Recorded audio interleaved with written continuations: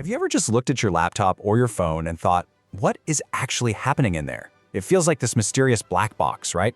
Well, today, we're going to pry that box open. We're going to dive into how a computer really works, and we're going to do it using an analogy you already know pretty well, you. It sounds kind of crazy, but yeah, the way a computer is put together is surprisingly like, well, us. On the left, you've got the human system, right? A brain that processes everything coming in from our senses. And on the right, a computer system. It's got a processor that takes in data from its own set of senses. We just call them peripherals. So to really wrap our heads around a computer's anatomy, we're going to stick with this idea. We'll start by looking at its core functions, but through the lens of our own bodies. All right, let's start with the big stuff. The parts that do the thinking and the perceiving. You know, how does a computer actually take in information, chew on it for a bit, and then figure out what to do next? Okay, now this is the secret sauce. This little diagram here explains the fundamental logic behind every single computer in existence. I'm talking supercomputers, your smartwatch, all of it. It's just this constant loop. It takes in some input, it processes that input, it can store stuff, and then it produces an output. That's it. Seriously, everything a computer does is just a variation of this four-step dance. And this is how the physical stuff, the hardware, maps right onto that loop. It's brilliant, really. You've got your input and output devices on the outside, and then boom, right in the middle, doing all the heavy lifting, the processing and storing, you have the CPU and the memory. So let's break these down, starting with the boss.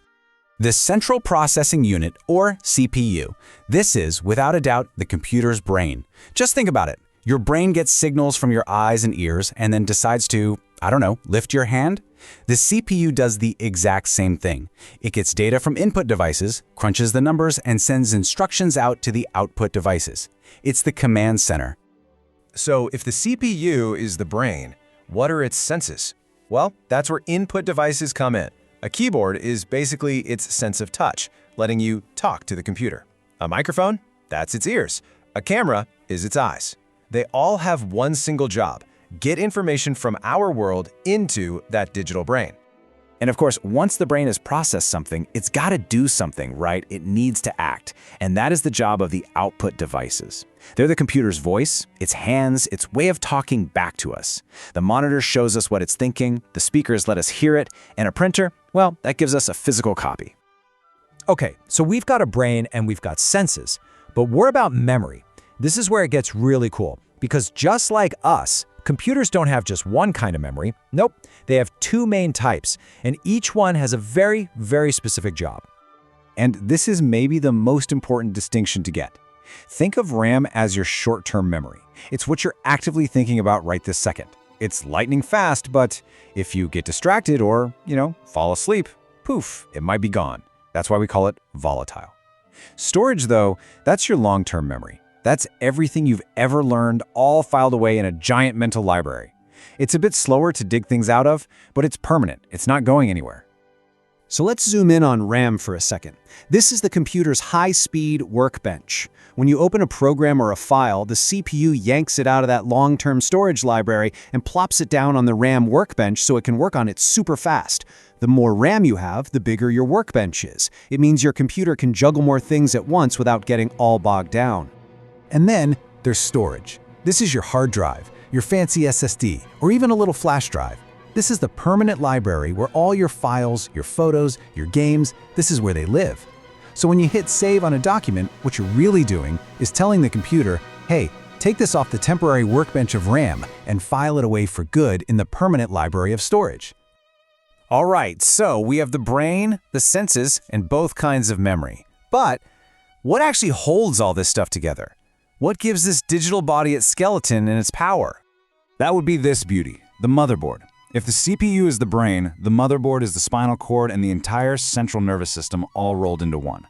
It's this giant circuit board where literally every single component plugs in. It allows the brain, the memory, and all the senses to talk to each other in an instant.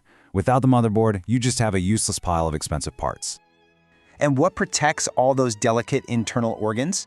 Well, that's the chassis, or what most of us just call the case. This is the computer's skeleton. Its main gig is pretty simple. Provide a solid structure and protect all the important bits inside from us and the outside world. And just like skeletons in the animal kingdom, man, they come in a wild variety of shapes and sizes. You've got your huge towers, your sleek little desktops, you name it. Last but not least, no body can run without energy, right? That's where the power supply unit, or PSU, comes in.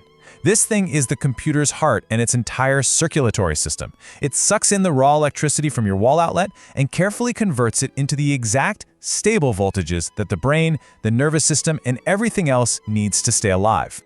Okay, now that we've kind of dissected a modern computer, let's do a little time travel. Let's take a quick look back and see how this body of ours evolved. This timeline tells such a cool story. It's all about shrinking size and just exploding power. We start way back in the 1830s with these purely mechanical designs. Then we jump to the 40s with these giant, room-sized electronic machines. And then, this is the game changer. The transistor is invented in 1947, and that's what lets everything get smaller. Fast forward to 1977, and the computer can finally fit in a home. And by 2005, we're not just fitting one brain on a chip, we're fitting multiple cores so it can think about several things at once. Just look at this thing. This is where it all started. This is Charles Babbage's analytical engine from the 1830s. Now, it was never actually finished, but the design was all there. A computer meant to run on steam power. A totally mechanical brain made of nothing but gears and levers. Incredible. Now, let's jump forward about a century to 1944. This is what a computer looked like then. The Harvard Mark I. It literally filled an entire room. We're talking hundreds of miles of wire. It weighed around 5 tons. It just shows you how ridiculously far we've come, doesn't it? But here's the kicker. It doesn't matter if it's a steam-powered contraption of gears, a 5-ton electronic behemoth, or that sleek little device in your pocket right now.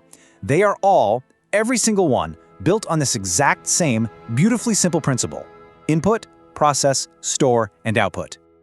I mean, the journey from room-sized calculators to computers we can fit in our pockets, it's just been absolutely mind-blowing. And it really makes you wonder, right? If this is how much the computer body has changed in just a couple of generations, what on earth is it going to look like, and what will it be capable of in another 50 years?